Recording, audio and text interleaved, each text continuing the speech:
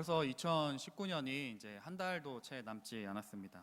한 해를 이렇게 돌아볼 때마다 한 해를 딱 돌아보면은 올 한 해도 별일 없이 지나갔다 이렇게 생각하시는 분들도 있을 거고, 올 한 해는 참 다사다난했다라는 생각을 하시는 분도 계실 것입니다. 만약에 다사다난했다면 그래도 지금 이 자리에 앉을 수 있도록 하나님께서 무사하게 나를 지켜주심에 감사하시기를 바랍니다. 별일 없어서 심심해 이런 생각이 드시는 분이 계시다면 하나님 별일 없이 여기 이 자리에 있게 해주셔서 감사합니다. 감사하실 수 있기를 바랍니다. 그런데 올 한 해 이렇게 지나가면서 이렇게 돌아보면 분명히 크고 작은 문제들이 우리의 삶 가운데 있었음을 우리는 돌아보게 됩니다.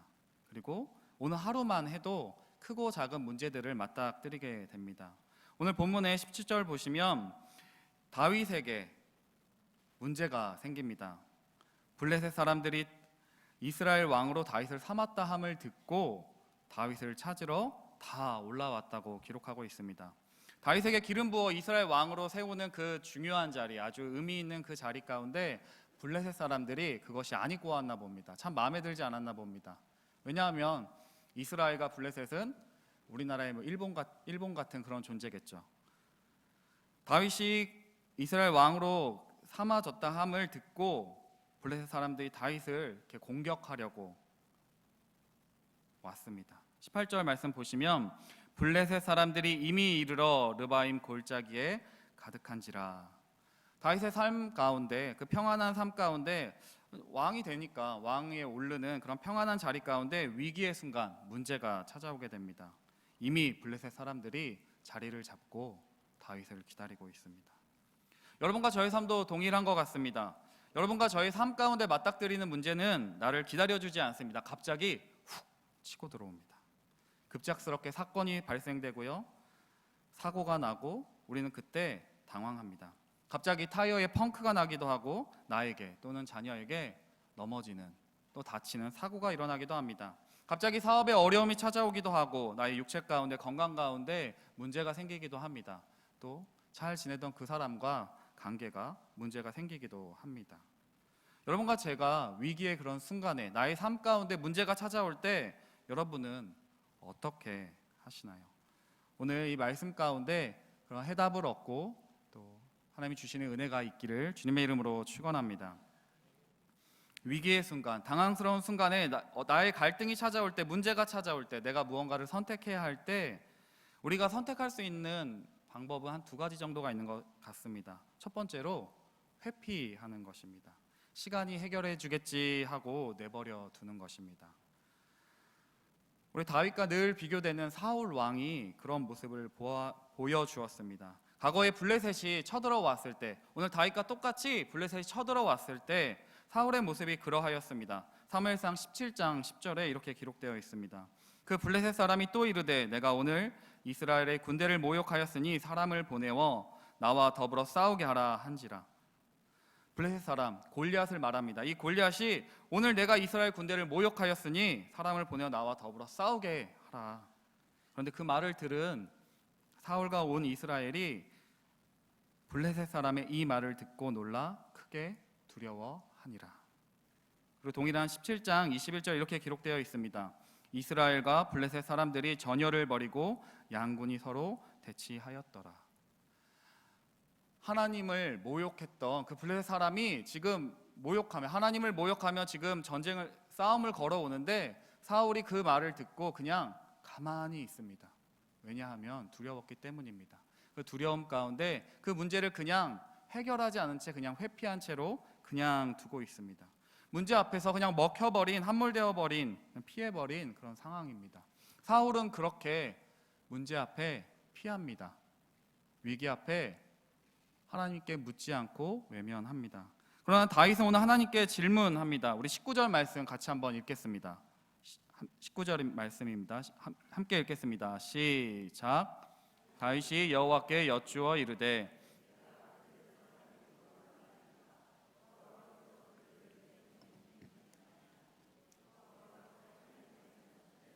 올라가라. 내가 반드시 블레셋 사람을 내 손에 넘기리라 하신지라. 아멘. 다윗은 하나님께 질문합니다. 주님, 제가 저 블레셋 사람들을 치러 올라가도 되겠습니까? 주님, 주께서 저 블레셋 사람들을 나의 손에 넘겨 주시겠습니까? 다윗은 문제 앞에 회피하지 않습니다. 자신에게 맞닥뜨린 문제 앞에 하나님께 묻습니다. 질문합니다. 또 문제를 해결하는 또 다른 방법이 있습니다. 바로 즉각 내가 그 문제 해결 방안을 찾고 움직이는 것입니다. 하나님의 뜻과는 상관없을 수 있습니다. 그냥 나의 방법대로 움직일 때가 있습니다. 동일하게 사울이 똑같이 블레셋 사람들과의 전투 가운데 쳐들어왔을 때 똑같이 이런 잘못을 범합니다. 사무엘상 13장 8절에 이렇게 기록합니다. 사울은 사무엘의 말대로 이레 동안 사무엘을 기다렸으나 그는 길갈로 오지 않았습니다. 그러자 백성은 사울에게서 떠나 흩어지기 시작하였고 사울은 사람들을 시켜 번제물과 화목제물을 가지고 오라고 한 다음에 자신이 직접 번제를 올려드렸습니다. 똑같이 블레셋에 쳐들어왔습니다. 블레셋에 쳐들어왔을 때 사울이 어떤 순간에는 그 문제 앞에 회피합니다. 그냥 내버려둡니다. 그리고 두려워 떨고 있습니다.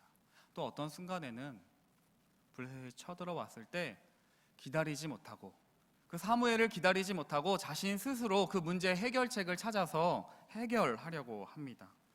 사울은 기다리지 못했습니다. 싸움은 하나님이 하시는 것인데 이스라엘 백성의 싸움은 하나님이 붙잡고 계시는 건데 하나님께 묻지 않습니다. 여러분과 저는 어떠하십니까? 그냥 하나님 이렇게 해주세요, 하나님 저렇게 해주세요 요청, 간구만 하고 계시지는 않으십니까? 언제나 하나님 뜻, 하나님의 생각, 하나님의 의지가 어디에 있는지, 하나님의 마음이 어디에 있는지는 우리는 잘 묻지 않는 것 같습니다. 그냥 기도할 필요가 없다고 생각되어지는 일들은, 아니 교회 일은 하나님의 일이고 세상에서 밥 먹고 잠을 자고 돈을 버는 일은 그냥 세상의 일이라고 생각하면서 그냥 내가 생각하는 방법대로 사람들이 조언해주고 세상이 말하는 지혜를 따라서 투자하고 움직이고 내 처세술을 펼치는 것은 아닌지 생각해 보셔야 합니다. 위기의 순간에 문제 앞에 자신이 생각한 대로 그냥 하나님을 잊어버린 채로 문제를 해결하기에 급급합니다. 그러나 다윗은 하나님께 묻습니다. 주님, 제가 어떻게 할까요? 주님, 제가 어떻게 이 문제 앞에 해결해야 할까요? 주님께 묻습니다. 그냥 우리는 이렇게 단순히 그냥 다윗이 하나님께 잘 질문했구나, 묻는 기도를 했구나 생각할 수 있습니다. 그러나 위기의 순간에 맞닥뜨려 본 경험이 있는 분들은 다 아실 것입니다. 위기의 순간에 하나님을 찾는 것은, 하나님께 질문하는 것은 결코 쉬운 일이 아닙니다. 여러분 지금 앉아 계시죠? 제가 만약에 이 컵을 들고 잡고 훅 던지면 어떻게 하시겠습니까? 피해야겠죠. 어떤 분들은 잘 피하시는 분들도 있고 그냥 눈을 그냥 감아버리는 분들도 있을 것입니다. 아니면 그냥 손을 막 이렇게 휘저는 분도 계실 것입니다. 조금 더 설명을 해볼까요? 여러분들이 지금 타자석에, 야구할 때 타자석에 선 선수입니다. 제가 공을 훅 던집니다. 어떤 분들은 그 공 앞에 움츠려 눈을 감고 피해버립니다. 또 어떤 분들은 그냥 방망이를 막 휘둘러 버립니다. 또 어떤 분들은 그 공을 끝까지 보고 쳐내서 안타도 치고 홈런도 쳐낼 것입니다. 오늘 다윗은 그 문제 앞에, 자신에게 처한 문제 앞에 그냥 회피하고 눈 감아 버리지 않습니다. 그냥 자신의 힘으로 해결하려고 막 방망이를 휘둘러대지도 않습니다. 하나님께 여쭙니다. 하나님, 제가 이 문제를 어떻게 해결하면 되겠습니까? 하나님, 저 블레셋 사람들을 제 손에 어떻게 하면 넘겨주시겠습니까? 여러분과 제가 하나님께 여쭤보는 습관이 몸에 배어 있으십니까? 하나님께 여쭙는 것이 익숙하십니까? 그러나 대부분 그것이 익숙하지 않습니다. 우리에게 익숙한 것은 문제 앞에, 위기 앞에 그냥 눈 감고 회피하거나 아니면 그냥 내 생각과 내 계획과 내 방법대로 해결하기에 익숙합니다. 다윗은 평소에 하나님께 묻는 것이 익숙했던 사람입니다. 아니, 하나님의 사람들은 하나님께 늘 묻는 것이 익숙합니다. 느헤미야도 그래야 하였습니다. 왕이 내가 너에게 해줄 것이 무엇이냐라고 물었을 때 그 순간에 자신이 평소에 생각한 그대로 이야기하면 되었습니다. 그러나 잠시 하늘의 하나님께 기도를 드리고 왕에게 말씀드렸다고 성경은 기록합니다. 여러분, 다윗이 했던 두 가지 질문을 잘 생각해 보시기를 바랍니다. 주님, 제가 저 블레셋 사람들을 치러 올라가도 되겠습니까? 아니, 블레셋 사람들이 쳐들어왔으면 전사인 다윗은 그냥 블레셋 전장에 나가서 싸우면 그만입니다. 그러나 싸움에 대하여 하나님께 허락을 구합니다. 왜요? 그 위기의 순간에 이 싸움이 하나님께 달려있음을 믿기 때문입니다. 회피하거나 막 움직이는 것이 아니라 하나님께 여쭤보고 하나님께 이 싸움의 승패가 달려있음을 믿고 하나님께 여쭈어봅니다. 주께서 그들을 저의 손에 넘겨주시겠습니까? 스스로 계산기를 두드리지 않습니다. 전략을 따져서 하나님, 내가 이렇게 하면은 내가 이기겠습니까? 내가 이렇게 하면 지겠습니까? 하나님, 이것이 나에게 이득이 될까요? 아니면 손해가 될까요? 하나님, 내가 이렇게 하면 성공할 수 있을까요? 아니면 내가 이렇게 하면 승진할 수 있을까요? 아니면 이렇게 하면 내가 다른 사람들이 나를 알아줄까요? 그렇게 묻거나 그렇게 묻지 않습니다. 하나님, 그들을 저의 손에 넘겨주시겠습니까? 이 싸움이 내가 하는 것이 아니라, 다윗이 하는 것이 아니라 하나님이 하신다는 사실을 다윗은 분명히 믿고 하나님께 여쭈어 봅니다. 우리도 이렇게 오해할 때 있지 않습니까? 내가 밥 먹고 내 삶의 문제들은 내가 하는 것이지, 돈은 내가 버는 것이지, 일은 내가 하는 거라고 오해합니다. 그러나 하나님의 자녀라면, 하나님의 자녀들은 이렇게 고백합니다. 모든 일의 승패가 하나님께 달려있음을 알고 하나님께 여쭈어봅니다. 하나님, 제가 이 일을 해도 될까요? 하나님, 하나님께서 저에게 승리를 주시겠습니까? 그것을 믿는 다윗은 20절에 이렇게 고백합니다.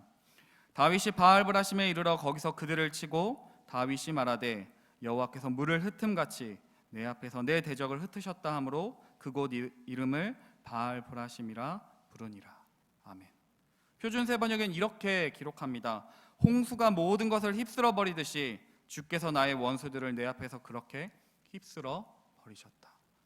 하나님이 함께 하심, 하나님의 일하심을 믿는 그 사람, 그 다윗은 이렇게 고백합니다. 내 힘으로 한 것이 아닙니다. 하나님께서 내 대적들을 다 흩어 버리셨습니다. 다 쓸어 버리셨습니다. 여러분과 저의 매 순간의 삶 가운데 문제가 닥쳐옵니다. 관계의 문제, 재정의 문제, 또 여러 가지 많은 수많은 사고와 문제들이 닥쳐올 때 우리는 회피하지 말아야 합니다. 하나님보다 먼저 앞서서 막 휘둘러서는 아니 됩니다. 여러분과 제가 해야 될 것은, 하나님, 이 일을 제가 해도 되겠습니까? 하나님, 제가 어떻게 할까요? 하나님의 일하심을 믿고 하나님께 여쭈어볼 수 있는 은혜가 여러분과 저에게 있기를 주님의 이름으로 축원합니다. 다윗이 하나님께 여쭙는 일, 묻는 일은 한두 번이 아니죠. 여러분과 저도 잠시 잠깐 흉내를 낼 수는 있습니다. 그러나 지속하는 것이 어렵죠. 새벽기도 우리 특세가 있을 때 1년에 한 번씩 있잖아요. 그때 일주일 안 빠지고 나오는 것은 할 수 있습니다. 왜냐하면 일주일 정도는 밤을 새고도 나올 수가 있잖아요. 그러나 한 달, 3개월, 1년 계속해서 새벽기도를 나오는 것은 쉽지는 않은 일입니다. 잠깐은 할 수 있는데 지속하는 것은 어렵습니다. 그런데 다윗이 하나님께 여쭙는 것은 그의 습관을 넘어서 성격이 되어버렸습니다. 사무엘상 23장에도 이렇게 기록하고 있습니다. 사울에게 쫓기고 있는 상황입니다. 자신의 목숨이 어떻게 될지 모르는 그 절체절명의 순간에도 사무엘상 23장 2절에 이렇게 이야기합니다. 이에 다윗이 여호와께 묻자와 이르되 내가 가서 이 블레셋 사람들을 치리이까? 여호와께서 다윗에게 이르시되 가서 블레셋 사람들을 치고 그 일 나를 구원하라 하시니. 자신의 목숨이 걸려있는 그 순간에도 하나님께 다윗은 묻습니다. 이것은 그냥 잠시 잠깐 한 것이 아니라 그의 평소에 하나님께 늘 묻는 삶이 그의 성격이 되었고 그의 습관이 되었고 그 자신이 되었습니다. 여러분과 저는 그냥 내 익숙한 습관을 따라서 갑니다. 어떤 분은 어떤 문제 앞에 회피하거나 어떤 분은 내 힘으로 해결하려고 애쓰실 것입니다. 그러나 그런 익숙함은 버리셔야 합니다. 하나님께 묻는 것이 여러분과 저의 익숙함이 되어야 합니다. 그러나 문제는 여기서 끝나지가 않습니다. 우리 23절 보시면 22절입니다. 블레셋 사람들이 다시 올라와서 르바임 골짜기에 가득한지라.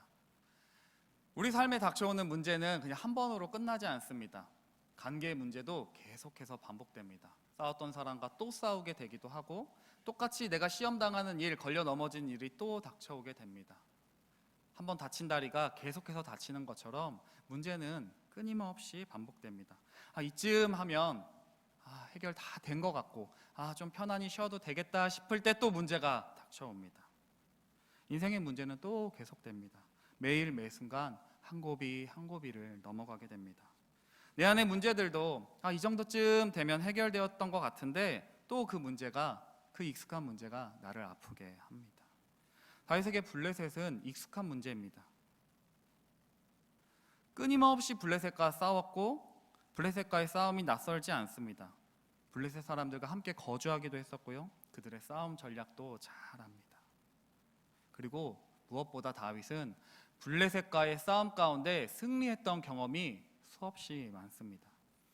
사무엘상 17장에 보시면 그 골리앗, 블레셋에서 최고의 싸움꾼이었던 전사였던 그 골리앗을 무찌른 경험이 다윗에게는 있습니다.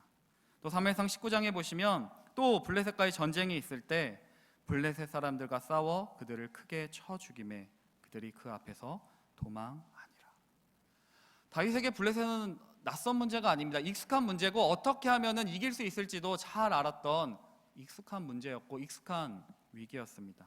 그러니 또다시 블레셋 사람들이 올라왔을 때 그냥 싸워도 되었을 것입니다. 하나님께 이미 한번 여쭤봤잖아요. 하나님, 제가 올라가도 되겠습니까? 싸워도 되겠습니까? 하나님, 저들을 저 손에 넘겨주시겠습니까? 너무나 익숙한 문제잖아요. 또다시 올라왔을 때 그냥 싸워도 됐을 텐데 그럼에도 불구하고 다윗은 하나님께 여쭤봅니다. 우리 23절 말씀 다시 한번 같이 읽어보겠습니다. 시작.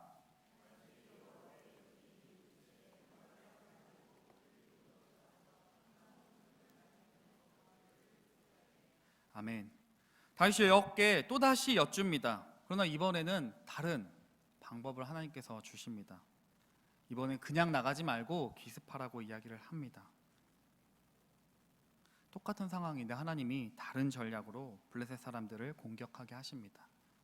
만약에 여러분과 저라면 하나님 나의 생각과 나의 계획과 나의 익숙했던 경험과 다른 방법을 제시한다면 어떻게 하시겠습니까? 하나님, 이건 나한테 익숙하지 않은데요? 하나님, 낯선데요? 그렇게 듣지 않을 수도 있습니다. 내가 익숙한 대로, 내가 경험한 대로, 내가 편한 대로 그냥 밀고 나갈 수도 있습니다. 하나님, 제가 이 문제에 대해서는 하나님보다 더 잘 알고 있습니다. 그러니 내 뜻대로 하겠습니다. 하나님, 저 이 문제는 많이 경험했어요. 하나님, 이 일에는 제가 하나님보다 더 전문가입니다. 다윗은 그렇게 이야기할 수도 있었습니다. 그러나 다윗은 하나님의 말씀에 순종합니다. 왜냐하면 이 싸움의 승리가 하나님께서 다윗과 함께 계시기 때문임을 다윗은 알고 있었기 때문입니다. 사무엘하 5장 10절에 이렇게 이야기합니다. 만군 하나님 여호와께서 함께 계시니 다윗이 점점 강성하여 가니라. 12절에 다윗이 여호와께서 자기를 세우사 이스라엘 왕으로 삼으신 것과 그의 백성 이스라엘을 위하여 그 나라를 높이신 것을 알았더라. 다윗은 왜 내가 승리하는지, 내가 누구를 믿고 누구의 말을 들어야 하는지를 분명히 알고 있었습니다. 그러니 다윗은 하나님께 여쭈어보고 그 말씀에 순종합니다. 여러분, 하나님이 얼마나 세밀하신 분인지 보시길 바랍니다. 걸음 걷는 소리가 들리거든. 24절입니다. 뽕나무 꼭대기에서 걸음 걷는 소리가 들리거든 곧 공격하라. 하나님이 다윗에게 사인도 허락하여 주십니다. 걸음 걷는 소리가 들리거든. 여러분과 저에게 날마다 하나님께서 세미한 음성을 허락하여 주십니까? 들으셔야 합니다. 하나님이 나에게 분명하게 내가 움직여야 될 때, 멈춰야 될 때, 말을 해야 될 때, 말을 하지 말아야 될 때, 내가 결단해야 될 때, 내가 잠시 기다려야 할 때, 하나님께 그 사인을 구하시기를 바랍니다. 그러면 하나님이 응답하여 주실 것입니다. 하나님 그렇게 세밀하신 분입니다. 걸음 걷는 소리가 들리거든 곧 공격하라.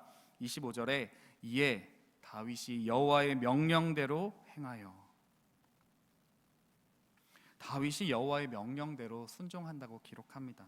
너무나 평범해 보이는 이 말씀, 다윗이 여호와의 명령대로 순종한다는 이 말씀, 여러분 정말로 믿으십니까? 오늘 익숙함을 넘어서 묻다라는 제목으로 말씀을 나누고 있습니다. 여러분과 제가 여기 계신 분들이라면 하나님께 여쭈어 보는 데에 익숙하신 분들이 많으실 것입니다. 하나님 이렇게 할까요? 저렇게 할까요? 하나님 이렇게 하면 맞겠습니까? 틀리겠습니까? 이렇게 여쭈어 보는 데 익숙하실 것입니다. 그런데 여기서 한 가지 더 생각해 보셔야 합니다. 여러분들이 정말로 하나님께 묻는 것이 순종을 전제로 하고 있는지를 생각해 보셔야 합니다. 여호와께 묻는 건 매우 중요합니다. 그러나 순종을 전제하지 않는 질문은 가짜입니다. 우리 그냥 습관적으로 형식적으로 많이 듣거나 또 우리가 많이 하는 말들이 있습니다. 밥 한번 먹자. 내가 기도할게. 잘 지내? 별일 없지? 진심을 담아서 할 때도 있지만 그냥 습관적으로 할 때도 굉장히 많습니다. 또 이런 경우도 있죠. 회사에서 부장님이 갑자기 자네 생각은 어떤가? 진짜 저의 생각을 묻는 것일까요? 여러분의 생각을 묻는 것일까요? 이미 답을 정해놓고 동의를 구할 때도 많습니다. 시어머니가 며느리에게 얘야 네 생각은 어떠니? 이렇게 물을 때 동의를 받고 싶은 건가요? 진짜 의견을 묻는 걸까요? 우리가 근데 하나님한테도 이렇게 하실 때가 많지 않으십니까? 하나님께 하나님 제가 이렇게 계획했고 이렇게 생각하고 하나님이 허락해 주시기만 하면 돼요. 하나님 제가 다 계획 짜놨어요. 하나님 제가 그래도 신앙이 있는 사람인데 하나님 동의 사인은 받아야죠. 근데 하나님께 묻는 것은 그런 것이 아닙니다. 하나님의 계획대로 하나님의 방법대로 하겠다는 순종이 전제되어야 합니다. 왠지 민망하니까 하나님께 내가 왠지 안수집사인데 내가 장로인데 내가 권사인데 내가 신앙생활 10년 20년 했는데 하나님께 여쭈어 봐야지 이렇게 생각하고 그냥 내가 다 계획해놓고 하나님의 동의를 구하고 계시지는 않으십니까? 다 내가 결정해놓고 절차상으로 하나님께 묻고 계시지는 않으십니까? 다윗이 하나님께 여쭈어 보는 것은 하나님의 말씀에 나의 생각과 나의 계획과 달라도 다 순종하겠다는 전제가 담겨 있는 순종이었습니다. 요즘 우리는 많은 정보를 얻기 쉽습니다. 맛집은 블로그에 막 물어보거나 검색해보면 됩니다. 수많은 정보들이 나오죠. 그리고 우리가 많은 것들을 경험하게 됩니다. 우리의 삶의 문제들을 맞닥뜨릴 때 그것들이 한 번, 두 번 반복되어지면 우리는 수많은 경험들이 쌓아가게 됩니다. 그러나 수많은 정보들도 나의 수많은 경험들도 완전하지는 않습니다. 첫째에게 양육했던 방식이 둘째에게는 허락되지 않는, 오히려 독이 되는 경우도 있고요. 나한테는 맞는 연애 방법이 다른 사람에게는 맞지 않는 조언이 될 수도 있습니다. 내가 경험했던 거, 내가 갖고 있는 지식이 누군가에게는 맞지 않을 수 있습니다. 그때는 맞았지만 지금은 틀릴 수도 있습니다. 나의 경험이 매우 유용하고 도움이 되기도 하지만 항상 옳다고 말할 수는 없습니다. 그런데 우리는 하나님께 묻기도 전에 계획을 짭니다. 누구에게 부탁을 하고 이 재정은 어디서 충당하지? 나에게 실행 방안을 막 짭니다. 아니면 하나님께 묻지도 않고 그냥 모른 척 내버려 둡니다.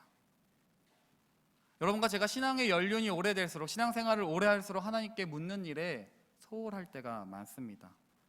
나의 생각이면서 그냥 하나님의 뜻이겠지, 나 하나님 뜻 잘 알아 이렇게 생각하면서 그냥 넘어가기도 합니다.